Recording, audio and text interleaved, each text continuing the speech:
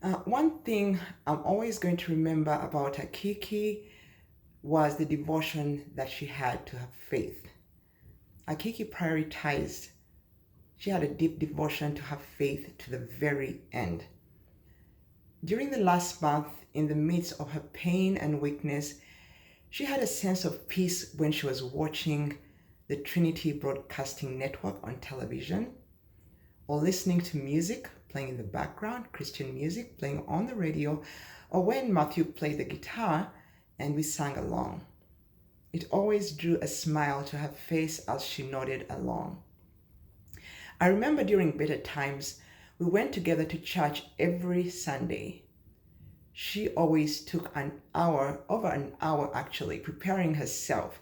So I would wake her up 2 hours before we left to give her ample time to get ready. One Sunday, as we came out of church, I noticed that she was limping. I asked her if she had hurt herself. She said the shoe is too tight. This happened for a couple of Sundays, and when we got to the car, she would immediately take the shoes off and sigh with relief. So one Sunday I told her, "Mom, you have a lot of shoes. Why don't you wear the ones that have no heels and make you feel comfortable?" Her response, "I have to be smart for the Lord." I told her that the Lord would not judge her based on the shoes she had on. So the next Sunday, I chose a shoe for her, a pair of shoes for her to put on, and told her that it matched with her, it went very well with her outfit, and it matched very well.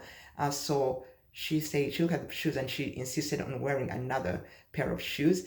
And by the end of the service, she was limping again. I gave up. I just absolutely gave up. And after that, every time she was limping after church, she looked in my direction and I just laughed at her.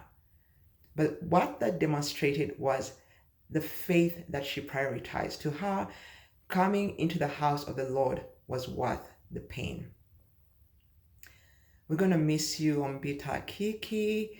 We love you, but we'll see you someday when God calls us home.